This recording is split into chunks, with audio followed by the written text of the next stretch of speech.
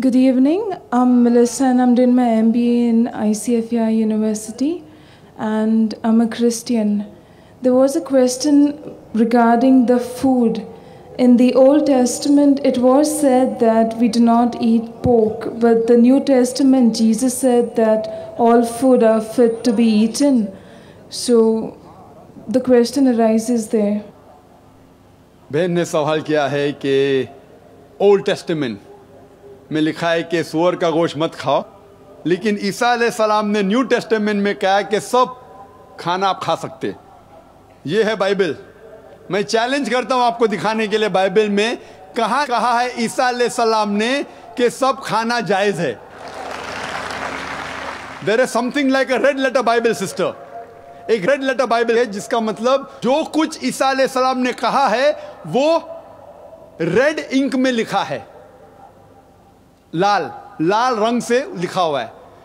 और अगर आप रेड लेटर बाइबल लेंगे और तहकीक करेंगे, बहुत कम चीज रेड में लिखी है बाइबल में। रेड मतलब ईसाई के स्कॉलर्स कहते हैं ये ईसा अलैहिस्सलाम ने कहा, जो ब्लैक में वो ईसा अलैहिस्सलाम ने नहीं कहा। जो सिस्टर जिक्र कर रही है वो कर रही है सेंट पीटर के बारे में, नॉट जीसस क्राइस्ट। ईसा अलैहिस्सलाम ने कभी भी नहीं कहा कि आप सब कुछ खाओ।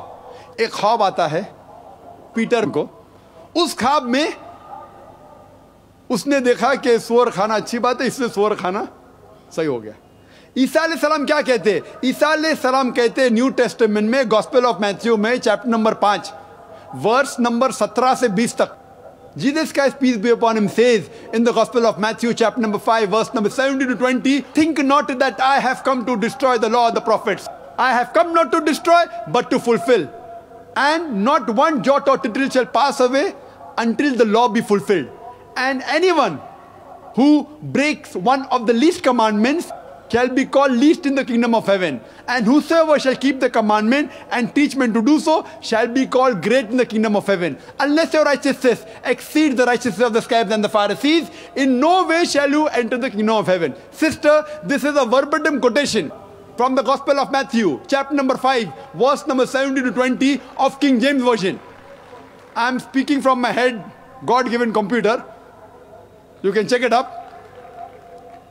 ईसा अलैहिस्सलाम कहते हैं, think not that I have come to destroy the law of the prophets. मैं नहीं आया हूं पहले शरीयत को तोड़ने के लिए, नष्ट करने के लिए, लेकिन मैं आया हूं उसको मुकम्मल करने के लिए, उसकी तस्दीक करने के लिए।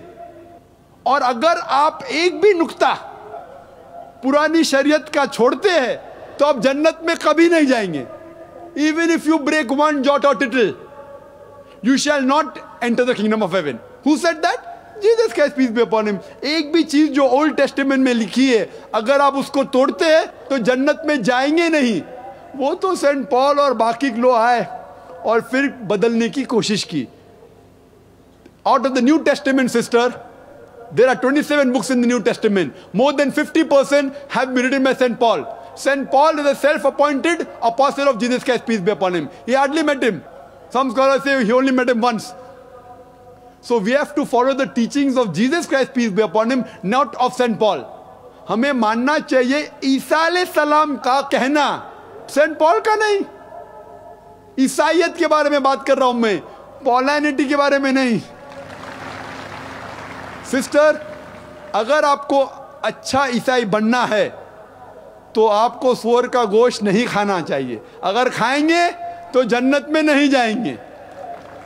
उसके पहले आपको इबादत करना चाहिए सिर्फ एक खुदा की, मानना चाहिए आखिरी पैगंबर में। ईसा अलैहिस्सलाम ने कहा एक पैगंबर आएंगे जो आपको अच्छी बात समझाएंगे। You have to believe in Prophet Muhammad, peace be upon him. If you don't believe in Prophet Muhammad, peace be upon him, you are not a good Christian. You have to follow the last and final revelation, that is the glorious Quran, and then only can you enter heaven. Hope that answers the question, sister.